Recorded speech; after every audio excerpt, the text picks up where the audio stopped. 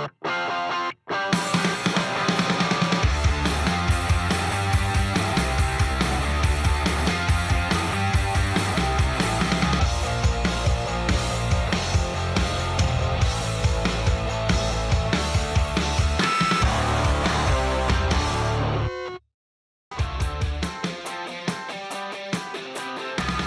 do say you're set in your ways on one of the songs.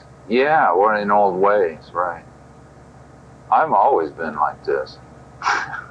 I'm set in my ways since the very beginning. I've been doing what I'm doing.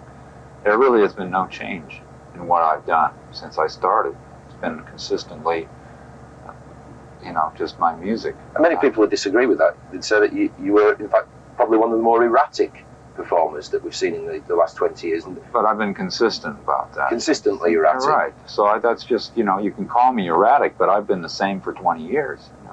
Do you now look upon your earlier stuff as somewhat naive and impulsive? Oh, well, I think so. Do you like it? Yeah, I like it. I liked myself when I was naive and impulsive. I think that was a really good way to be. Now, I'm not as idealistic as I was, but I still feel the same way about all the basic things.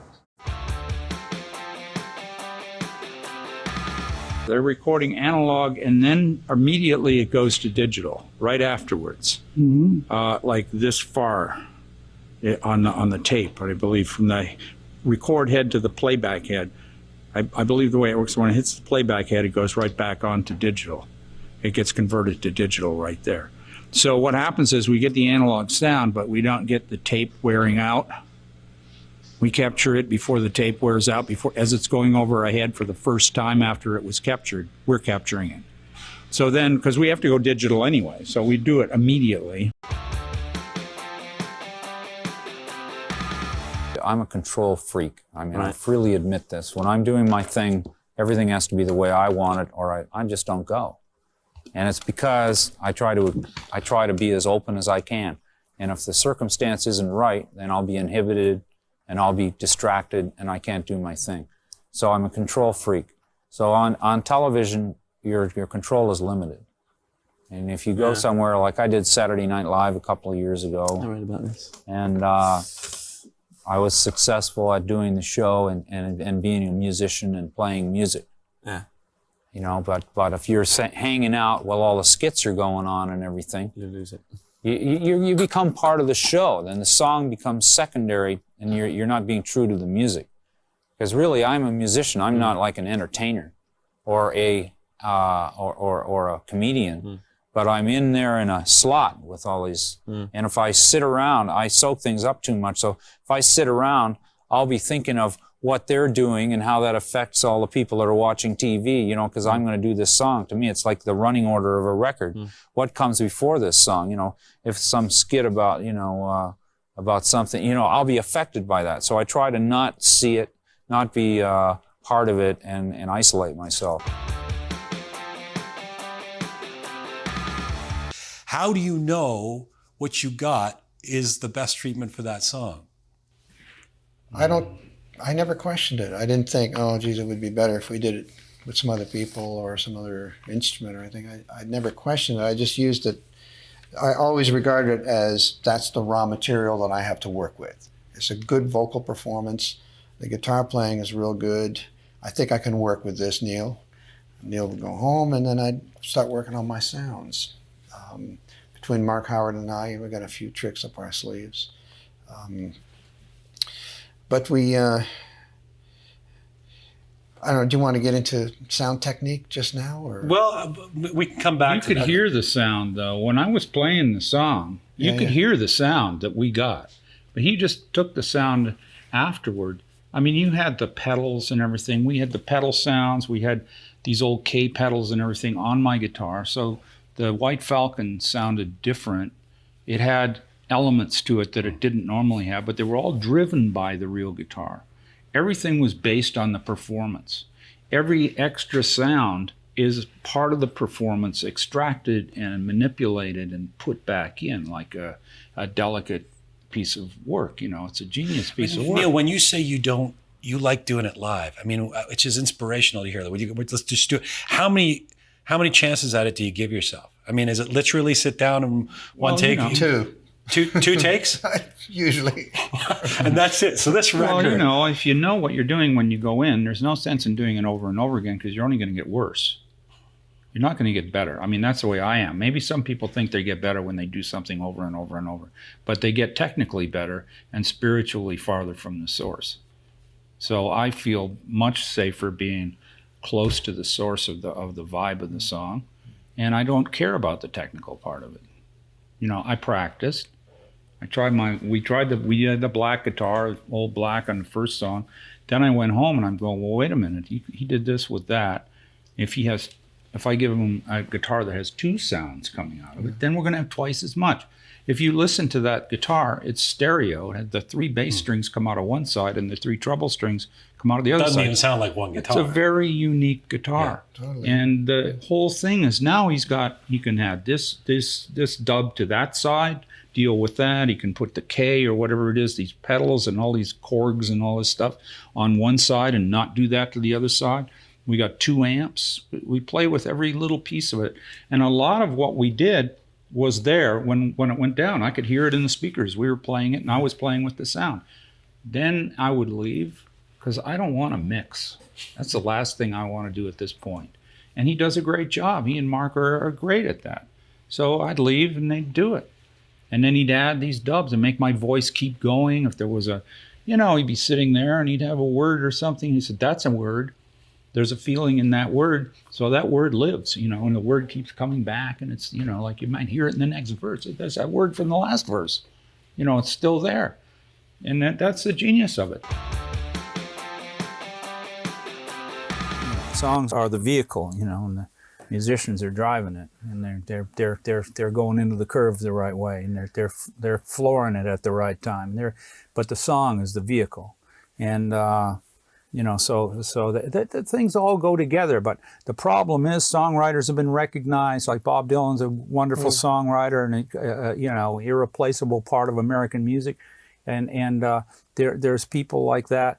And they're recognized and everything, but by the same token, back there in those great records that Bob Dylan made in the '60s, Al Cooper had a lot to do with that sound on the organ and those little riffs that were on the organ, and that band and Bloomfield and those guys, they gave it the sound of 4th Street, that whole thing. They gave it that, so it wasn't just Bob.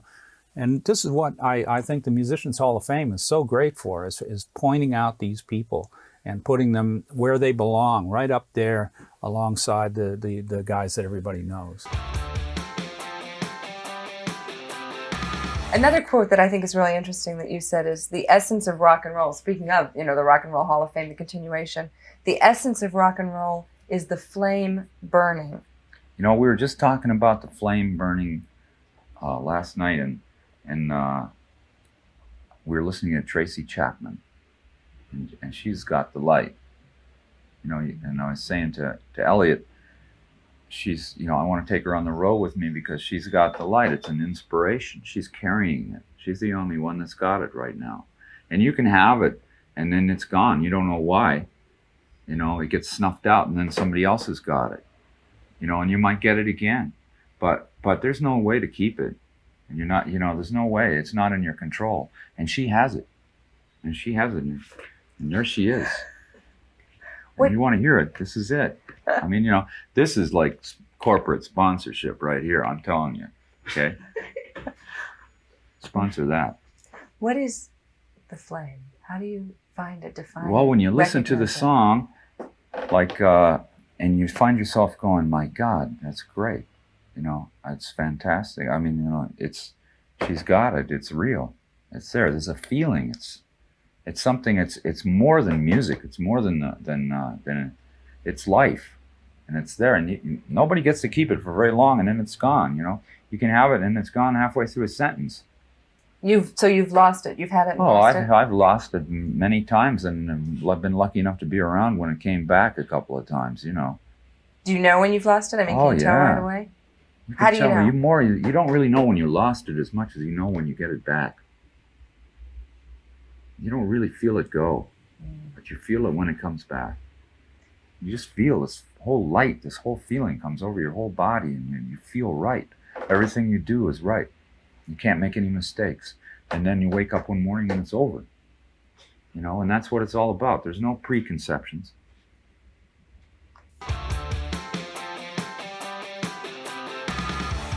As an artist, is it important to break the rules, and if so, why?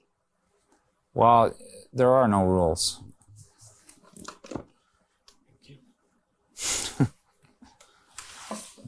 Yeah.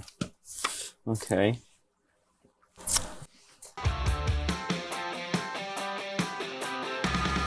I don't try to think of them. I wait till they come. And a metaphor may be that if you're trying to catch a rabbit, that you don't wait right and by the hole and look down, waiting to make eye contact with the rabbit. You know, the idea is to hang out near the hole, look around at other like things. a cat. Like I've always been here. I'm the tree. I'm part of the tree. And then a rabbit comes out and goes, oh, look at that guy. And then, you know, you look over at the rabbit and look around and everything, and then start talking to the rabbit while you're not looking at it, ignoring it. But ultimately, the rabbit's friendly and the song gets born. And then he's a stew. Yeah. Then he's a stew. Then he might be a jam. Then he might be a big jam. But the idea is that, you know, he's free to go. He's free to come, free to go. I never would want to intimidate or disrespect the source of the rabbit. Just let it be, you know. And then in that way, if a song happens, it happens. Yeah. If it doesn't happen, it doesn't happen. It doesn't matter. That's why I'll write a lot of material and why I'll suddenly not write any material, because there's no reason to write it. It has to come, and it has to come to me. Exactly. And if it doesn't come to me, It's not I don't want it. I don't want to have anything to do with it. I don't want to see it. I don't want to look for it. And I really hate things that people work on. There's nothing about music that should be working on it. And nothing about lyrics that should be working on it, trying to be something you're not, and trying to act like somebody that you think is good. Like with Bob, I could never listen to his records for years. I had to avoid all Dylan records because I'm such a sponge. If I listened to it too much, I would start being that. And I knew that would disturb what I was doing, because I admired what he did so well and so much and what he did. And the lyrics and the way he sang and the melodies and the groove and the bands that he played with, especially Bloomfield, and you know, all these great musicians that supported him, and you know, the way it was. So I had to ignore it. I just had to stay away from it. I can do whatever I want at any time. Right. I don't have a set list. Whatever I feel like playing, I play. I go by what I feel in the audience, by what I feel myself, and the sound of the room, and what I played just before may make me feel like playing something now. So I try to always start with a different song than I did previously. So it's like, you know, the night before I'll start with 2 or 3 songs, and then the next night I'll start with 2 or 3 different songs, and it takes me off on a different trip. So to do that with a band is like almost impossible, because no band can know all of the songs and play all the different styles. If I play my songs with bands, then the styles become more important.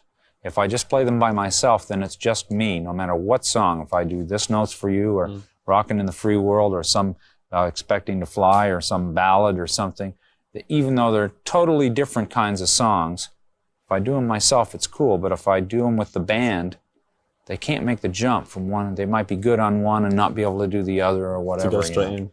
So when I have something new that I'm doing, that I'm into, that is a certain thing, then I use a band for that, and I concentrate on that, and I ignore everything else I've ever done, you know. So if I was touring with a band now, I would probably be restricted to almost like a set list. It becomes repetitive. Yeah, and I'd try to break out. I always try to do that.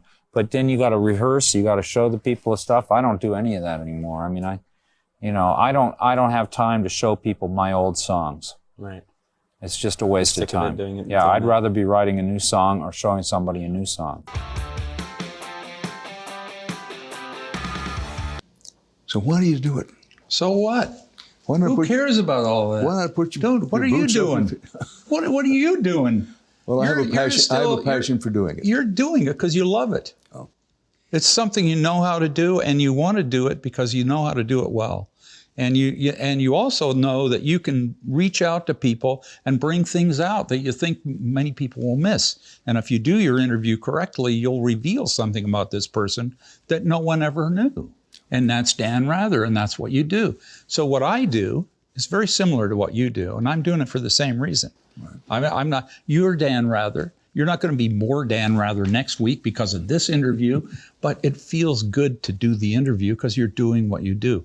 That's what my thing is. I'm doing this because I think I can use my craft to do things. I can share a message. I can get awareness out there that these things exist and prove that they exist, win awards for it.